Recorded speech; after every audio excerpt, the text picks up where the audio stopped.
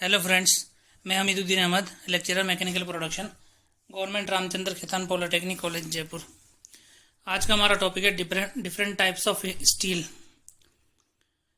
ये टॉपिक हमारे heat treatment and material science के अंदर पढ़ाया जाता है MP 206 के अंदर सेकेंड ईयर में। तो आज हम जानेंगे स्टील के बारे में कि स्टील क्या होती है और उसके टाइप्स।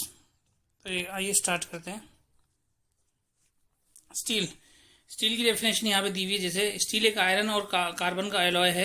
इसमें कुछ अनडिजायरेबल अशुद्धियाँ होती हैं, जैसे सल्फर और फास्फोरस की थोड़ी मात्रा, जिसे सस्ती प्रोसेस द्वारा आसानी से निकाला नहीं जा सकता। परंतु कुछ अशुद्धियाँ वांछनीय है, जैसे डिजायरेबल जिसे कहते हैं, जिनकी स्टील में मिलाने से डिजायर्ड गुण आते हैं। सिलिकॉन और मैग्नीज को आमतौर से मिलाया जाता है।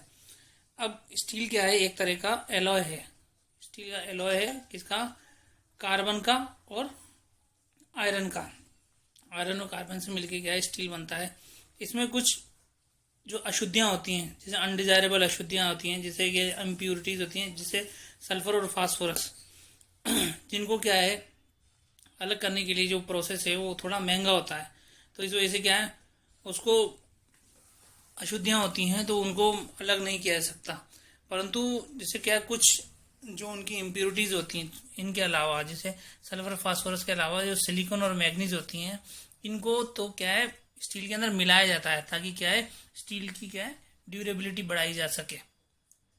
ठीक है, तो इसको स्टील कहते हैं। स्टील क्या है? बेसिकली एक एलॉय है। नेक्स्ट, अभी स्टील की क्या है general properties of steel. Steel की क्या क्या प्रॉपर्टीज होती हैं? जब कार्बन की मात्रा कम रहती है तो ये डक्टाइल होता है, परंतु जैसे जैसे कार्बन की मात्रा बढ़ती जाती है तो इसकी डक्टिलिटी क्या हो जाती है? घटती जाती है। मीन्स जब आयरन के अंदर कार्बन की मात्रा मिलाई जाती है तो कम मात्रा तक तो ये क्या है, इसकी डक्टिलिटी अच्छी होती है। लेकिन जैसे जैसे कार्बन की जो वैल्यू बढ़ाई जाती है तो उसकी जो डक्टिलिटी है वो घटती जाती है। सामान्यतः सभी प्रकार के इस्पात मेलेबल होते हैं। मीन्स मेलेबिलिटी क्या है? एक प्रॉपर्टी है। डक्टिलिटी भी एक प्रॉपर्टी है जो मेटल की होती है। मीन्स क्या है, इसका मतलब क्या है, सभी प्रकार के इस्पात जो स्टील होते हैं वो मेलेबल होते हैं। मीन्स उनको पीट पीट के चादरों की फॉर्म में बदला जा सकता है। देन थर्ड क्या है, साधारणतः स्टील ब्रिटल नहीं होता है। ये ब्रिटल नहीं होता स्टील हमेशा डक्टाइल और डक्टिलिटी और मेलेबिलिटी ज़्यादा होती है, ब्रिटलनेस बहुत कम होती है। ब्रिटल मीन्स क्या होता है? भंगुर। जैसे कि किसी भी एक तरह का जैसे ग्लास है, जैसे हम बात करते हैं कांच की क्या होता है? भंगुर होता है। जैसे हम उस पर एक चोट मारते हैं तो वो क्या टुकड़े टुकड़े हो जाता है, अलग अलग जगह से टूट जाता है। तो उस चीज़ को क्या कहते हैं? ब्रिटलनेस कहते हैं। इस्पात काफ़ी कठोर होता है और अब घर्षण व घिसाव सहन कर सकता है। मीन्स क्या है, ये बहुत हार्ड होता है। स्टील हार्ड होता है और ये क्या कर सकता है? ग्राइंडिंग और वियर को सहन कर सकता है। इसको हम घिस भी सकते हैं आसानी से, मतलब।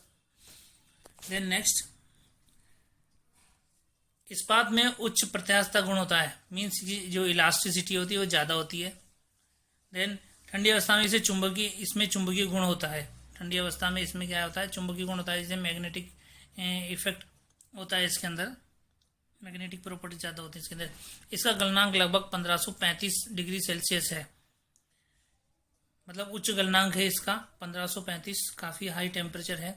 इसका घनत्व 7.8 ग्राम पर सेंटीमीटर क्यूब के लगभग होता है। ठीक है। देन इस्पात में स्टील के अंदर क्या होता है? टेंसाइल स्ट्रेंथ और कंप्रेसिव स्ट्रेंथ भी बहुत अच्छी होती है। जो स्टील होता है उसके अंदर क्या होता है? कंप्रेसिव स्ट्रेंथ और टेंसाइल स्ट्रेंथ, दोनों तरह की स्ट्रेंथें होती हैं, वो बहुत अच्छी तरह से होती हैं। देन हम पढ़ेंगे अब types of carbon steel. Carbon के साथ स्टील जो होती है, कार्बन स्टील, उसमें पढ़ते हैं अपन। सबसे पहले आते हैं लो कार्बन स्टील या माइल्ड स्टील के ऊपर बात करते हैं। इसमें कार्बन की मात्रा 0.15% से 0.3% तक होती है। इसकी टेंसाइल स्ट्रेंथ 3 टन पर सेंटीमीटर स्क्वायर से 5T सेंटीमीटर स्क्वायर तक होती है।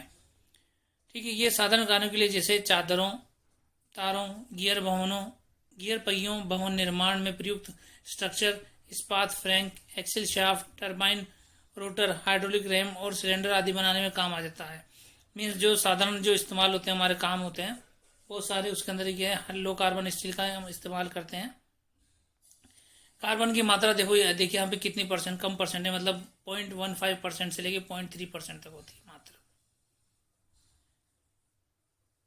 ठीक है, इसकी टेंसाइल स्ट्रेंथ काफ़ी ज़्यादा है, अच्छी है। इसके लिए क्या है, इसे चादरों में बनाया जा सकता है, मीन्स इसकी मिलेबिलिटी ज़्यादा होगी, इसकी डक्टिलिटी ज़्यादा होगी। और उसके बाद गियर पहियों, मतलब जो सब गियर होते हैं वो भी बनाए जा सकते हैं इसके अंदर। भवन निर्माण में भी प्रयुक्त संरचना में जो स्ट्रक्चर बनाते हैं अपन, उसके लिए भी हम क्या लो कार्बन स्टील का इस्तेमाल कर सकते हैं। Crank, axle shaft, turbine rotor, hydraulic frame और सिलेंडर आदि बनाने में काम आता है। देन मीडियम कार्बन स्टील में इसमें कार्बन की मात्रा 0.3 से लेकर और 0.8% तक होती है।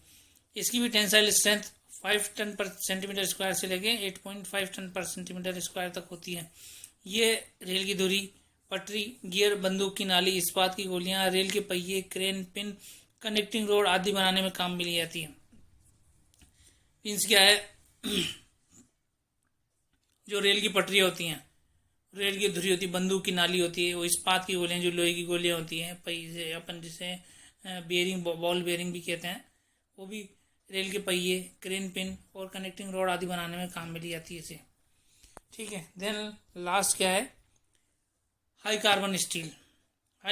इसके अंदर कार्बन की मात्रा 0.8% से लेके 1.5% तक होती है। इसकी टेंसाइल स्ट्रेंथ 8.5 से लेके 1.3 तक होती है।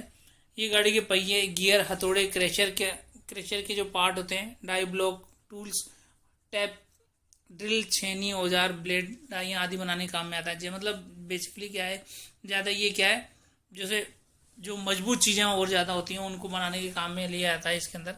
जैसे कि गाड़ी के पहिए, गियर, हथौड़े, हैमर बनाते हैं जिसे अपन, क्रेशर के जो पार्ट होते हैं, डाई और ब्लॉक बनाते हैं उसको, वो टूल्स, टैपिंग टूल होता है, जो ड्रिल टूल है, छेनी है, रेजर है, ब्लेड है, ब्लेड्स जैसे अपन हेक्सा ब्लेड भी कह सकते हैं उसे, और डाइयाँ आदि बनाने में काम में लिया जाता है।